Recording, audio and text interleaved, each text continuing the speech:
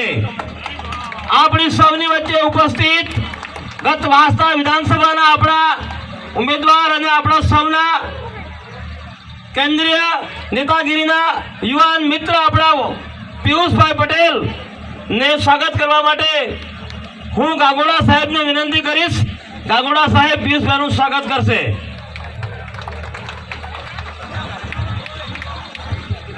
અત્રે ઉપસ્થિત આપણા આજના કાર્યક્રમના આયોજક વિશાલભાઈનું સ્વાગત કરવા માટે ઉમેશભાઈ એનું સ્વાગત કરશે।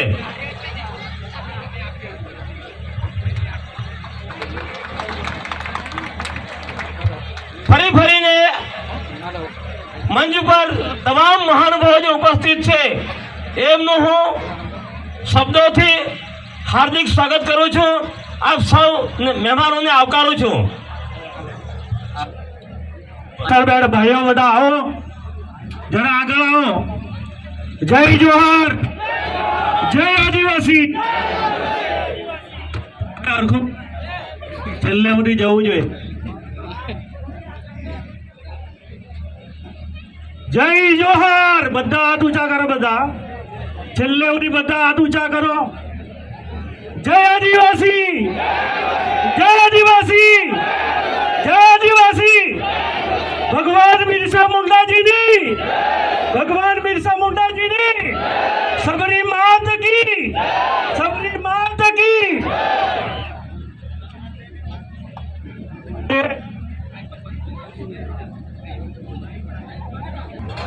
पूरा भारत में और पूरा विश्व में 9મી ઓગસ્ટના દિવસે એક વિશ્વ આદિવાસી દિવસ તરીકે આપણે એને ખૂબ ભવ્ય રીતે 1993 થી ઉજવતા આવ્યા છીએ। ભાઈઓ બહેનો, હું આજે આ ચોથી જગ્યાએ છું। હું અત્યારે નાના પોંડા હતો ત્યાં 30 થી 35,000 લોકો છે। હજુ અહીંયાથી હું 2 જગ્યાએ જવાનો છું, પણ આટલી જ મોટી સંખ્યામાં લોકો પક્ષાપક્ષીથી પર રહીને આ પક્ષ કે તે પક્ષ નહીં પણ સમાજ અને આદિવાસી સમાજની જ્યારે ઉજવણી હોય ત્યારે તમામ લોકો દરેક જગ્યાએ જોડાયા છે। આ મંચ પર પણ તમે જોઈ શકો છો, કોંગ્રેસ ભાજપ બધા છે। જ્યારે આદિવાસી સમાજનો આવે ત્યારે મિત્રો સમાજ માટે લડવાનો હોય, કોઈ વાડા માટે લડવાનો નહીં હોય। ને એટલા માટે ઘણા લોકોને ખ્યાલ જ નથી કે આદિવાસી દિવસની ઉજવણી એટલે શું। 1982 ની અંદર પહેલી બેઠક થઈ। યુનો દ્વારા જે બેઠક કરવામાં આવી, કેટલાક મહાસત્તા દેશોને આદિવાસી દિવસની ઉજવણી કરે, કોઈને પાલવે એવું હતું નહીં, કોઈને ગમે એવું નહીં હતું। આવી 3 થી 4 વખત બેઠકો થઈ। ભારતની ધરતી અને વિશ્વની ધરતીને બચાવવું, સંસ્કૃતિને બચાવવું તો અઘરા હતા। અને જ્યારે આદિવાસી એક પ્રકૃતિના ખોળામાં જીવતો આદિવાસી સમાજ અને જળ, જંગલ, જમીન અને અગ્નિ જેવી માટે એને ધડકન છે। ભાઈઓ બહેનો, થોડા વર્ષ પહેલા આદિવાસી દિવસની ઉજવણી કેવી થતી હતી? 5-25 લોકો નીકળે, કોઈ એના રીતે ઉજવે, કોઈ બીજી રીતે ઉજવે, ઉજવીને એ રીતે આદિવાસી દિવસની ઉજવણી થતી હતી। પરંતુ ધીરે ધીરે ધીરે સમાજ જાગૃત બન્યો, ભણી ગણીને બી હોશિયાર બન્યો છે અને એક સમગ્ર વિશ્વમાં એક આદિવાસીની એક નવી ઓળખ ઊભી થાય, આદિવાસીની સંસ્કૃતિની જતન થાય। આદિવાસી સમાજ માટે દાખલા તરીકે કોઈ ઊંચી આંચથી, ઊંચી નજરથી જોનારો સમાજ હોય એ પણ ખ્યાલ કરે કે કોઈ આદિવાસી સમાજ એ કોઈ ભોળો સમાજ નથી, પરંતુ ભોળા એટલા માટે છે કે અમે બધા લોકોને સ્વીકારી લઈએ છીએ। ભાઈઓ બહેનો, આદિવાસી સમાજની અંદર જ્યારે નવી પેઢી એ નવી પેઢી ખૂબ સારું ભણી રહી છે અને નવી પેઢી જ્યારે ભણી રહી છે ત્યારે બધા લોકોને મારી વિનંતી છે કે આવનારા દિવસોમાં આપણે વર્ષો પહેલાંની તપાસ કરીએ તો આપણે અનેક ખાઈઓમાંથી બહાર નીકળ્યા છીએ.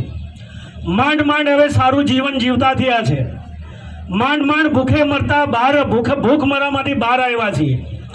અને જ્યારે જીવન સારી રીતે જીવતા થયા હોય ત્યારે મારે એક આદિવાસી આગેવાન તરીકે એક અપેક્ષા પણ હોય કે ધીરે ધીરે આપણે પણ પ્રગતિ કરવી પડશે. પ્રગતિ તરફ આપણે આગળ. આદિવાસી એક દિવસ એવો દિવસ છે કે એના માટે વાત કરવી એટલે 2-4 કલાક ઓછા પડે. ભાઈઓ બહેનો, તમે વિચાર કરો કે આજથી 30, 40, 50, 60 વર્ષ પહેલાં ઊંડાણનો વાંસદા હોય કે ડાંગનો માણસ કેવી રીતે બહાર નીકળતો હશે. કોઈ રસ્તાની, કોઈ સગવડની, કોઈ શિક્ષણની, કોઈ વ્યવસ્થાની, ખાલી વ્યથાની વાત કરવી, વ્યવસ્થા નહીં કરવી, એ પ્રકારની આદિવાસીની દશા હતી. અંધારી કોટડીઓમાં જિંદગી પસાર કરી. વર્ષો સુધી કોઈ દિવસ કંઈ જોયું નહીં. ફળફળાદી પ્રાકૃતિક ખેતીમાં જે કંઈ હોય એનું ખાનપાન. ભાઈઓ બહેનો, આજે તમને બધા લોકોને ઓછો ખ્યાલ હશે, મારા જેવો વ્યક્તિ પણ કંટ્રોલની લાઈનમાં રહીને લાલ જુવાર મેં ખાધી છે. અમે લોકોએ પણ ગરીબીમાંથી, એવી પરિસ્થિતિમાંથી અમે બહાર નીકળ્યા છીએ. ભાઈઓ બહેનો, બધા લોકોને વિનંતી કરું છું, આજે તો શિક્ષણ બી સારું મળે છે, વ્યવસ્થા પણ થઈ રહી છે. મેં આજે ખેરગામની અંદર કહ્યું કે આદિવાસી એક દીકરી ખાલી પીજીમાં જાય, એ ગાયનેક બને કે એમડી ફિઝિશિયન બને, એની 40 લાખ સુધીની ફી સરકાર ચૂકવે છે. કોઈ એન્જિનિયરિંગમાં જાય, કોઈ નર્સિંગમાં જાય, અન્ય ફેકલ્ટીમાં જાય, આપણે આઈટીઆઈથી લઈને આઈઆઈટી સુધી આપણો વિદ્યાર્થી ભણતો થયો છે. ભાઈઓ બહેનો, એ આવનારા દિવસોમાં એના ઉજળા દિવસો હશે. પરંતુ આજે અહીંયા વાલી લોકો પણ છે.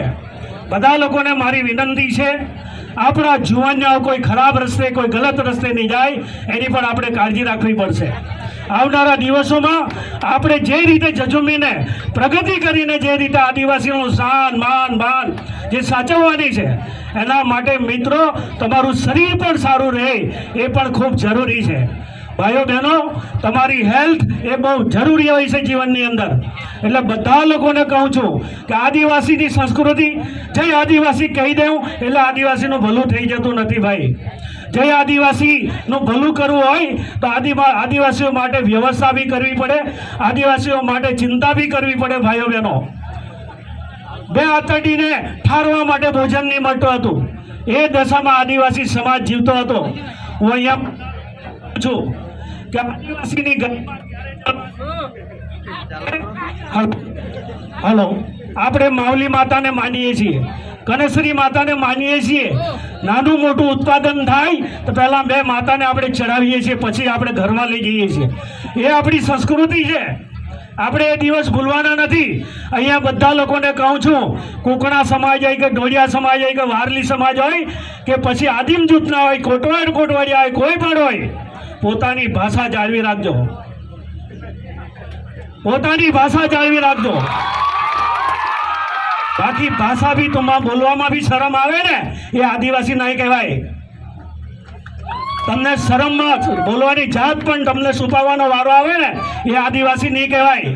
ભલે તમે સૂટ પહેરો, સફારી પહેરો, મને કંઈ વાંધો નથી, પરંતુ આપણી જે સંસ્કૃતિ છે, એ મૂળ આપણી ભાષા, રહેણી ખેણી, આપણી જે પ્રકૃતિના ખોળામાં આપણે રહેનારા લોકો છે, આપણી માવલી માતા, કનેશ્વરી માતા, એની પૂજા કરતા રહો. આપણી કુળદેવી છે.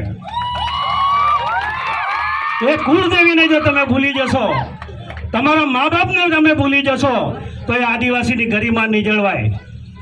આદિવાસીની ગરિમા એટલે કેવી? એક સમય એવો હતો, આપણી ધરતીની સંસ્કૃતિ એવી છે કે કૂતરી બી બચ્ચાને જન્મ આપવાની હોય તો આપણી માં અડધો રોટલો ખાતી ને અડધો રોટલો કૂતરીને ખવડાવતી. એ આપણા સંસ્કાર છે ભાઈઓ. આપણે એ સંસ્કારમાંથી આપણે લોકો આવેલા છીએ. ને એટલા માટે બધા લોકોને કહું છું કે આદિવાસીની સંસ્કૃતિ જાળવી રાખવી પડશે, આદિવાસીની બોલી પણ જાળવી રાખવી પડશે. મિત્રો, હું ટ્રાઇબલ આદિજાતિ મંત્રી હતો. આદિવાસીના દાખલા એમ જ મળતા નથી. આદિવાસીની રહેણી કહેણી, આદિવાસીની સંસ્કૃતિ, આદિવાસીની બોલી, આ બધું જાળવી રાખવું પડશે તમારે બધા લોકોએ. ભાઈઓ બહેનો, ગમે એટલા શહેર તરફ જાઓ, પરંતુ તમારે તમારી આદિવાસીની ઓળખ ક્યારે ભૂલવાની નથી. પોતાની ભાષા, ભલે નાનું બચ્ચું જન્મે ગુજરાતીમાં બોલો, મને કંઈ વાંધો નથી, પણ મારા વડીલો જીવતા હોય ને પોતાની ભાષામાં વાત કરે તો હવેને પણ કહું છું કે ગરમ નહીં થઈ જતી, પોતાની ભાષામાં બોલવા દેજો. કારણ કે એની પોતાની ભાષા તો શીખવી જ જોઈએ. શેના માટે નહીં શીખવી જોઈએ? ગાંધીનગર જાઓ કે લીધેલી જાઓ, એ કુકણા હોય કે ઢોળિયા હોય, પણ પોતાની ભાષામાં વાત કરવી જોઈએ. ત્યારે તમારે આ જે સંસ્કૃતિ છે એ સંસ્કૃતિને જાળવવા માટે તમારે બધા લોકોએ પ્રયત્ન કરવા પડશે.